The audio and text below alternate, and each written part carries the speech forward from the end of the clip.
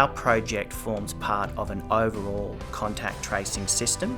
So many would be aware that there is part of the process might include knocking on doors and attending residences to touch base with people who are required to be contact traced, or where information is required from the case.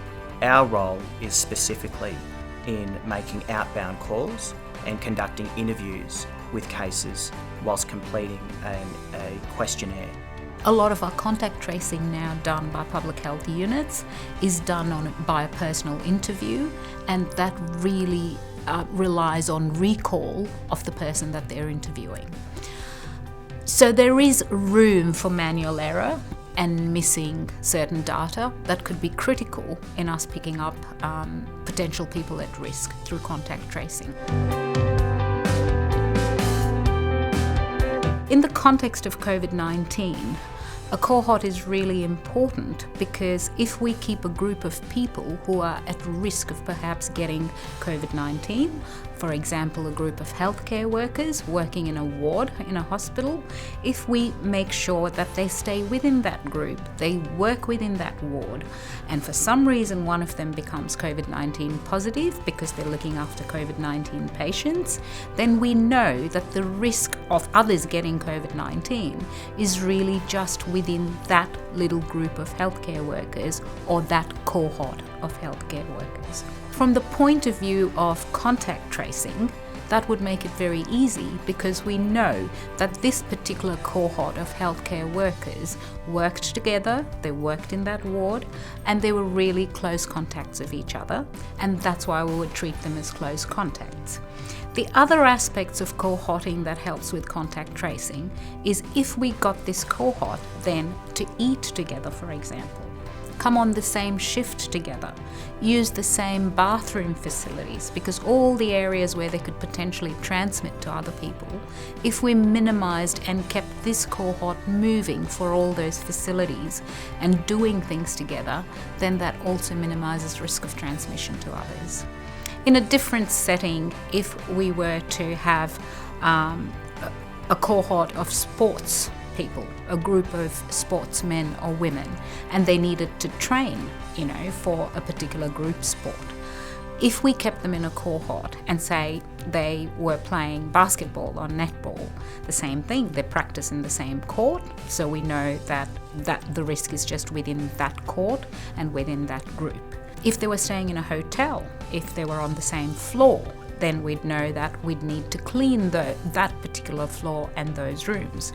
We'd also know entry points, exit points, they move in the same direction, their waste is collected by the same group of people, kept in the same area, their linen and laundry washed in the same area. So we know that everything is cohorted, and any risk of COVID-19 transmission, if one of those people in either the sports group or with the support workers supporting them, like with linen and laundry and cleaning, we know that the risk stays within that cohort or the little external cohort of support workers. So wearable contact tracing technology is reliable real-time technology which enable us to do contact tracing in close contacts of the wearers. We can also use the contact tracing technology to do room or capacity management at big events or organisations, and you can reinforce social distancing through an alarm or a light or a vibration. These wearables do not operate in isolation, and you do need additional hardware that we call nodes to be able to scrape or download the data to a secure cloud platform. They do come in different forms, so we have wristband type wearables, one of which can be a fitness-like tracker which looks like the normal fitness bands, and that's IP67 rated, so water and dust resistant. You can wear it on a lanyard, a pocket string, or they can even be customized to different environments, for instance a fob on a hard hat. If there is a positive case, there is a secured cloud-based platform that records each and every interaction. Now these interactions are configurable and can be set to certain distances and time periods. On the dashboard, you will search through different search parameters for the person. You will then see a list of their primary contacts. When you click on the primary contact, it will go down further into secondary contacts. You can pick up things like the date and the time that people spend together, the longest time, the shortest time, the number of interactions, and also the average time of interactions. So you can go down and go further into the secondary contacts, and then further the secondary contacts. So it gives you a whole picture of all of the contacts that a person had in a certain time period. So the software is highly configurable, and we can align it with advice that we get from organizations like the CDC. It is also really good as you can isolate contacts, possible contacts, and in big organizations, when you isolate contacts, it's really important and can possibly reduce the impact of closing down a whole organization when there's an outbreak. People tend to move around in an open office setting, but you could potentially have that particular section or just that particular floor, if the person has moved around, to just be deep cleaned or shut down.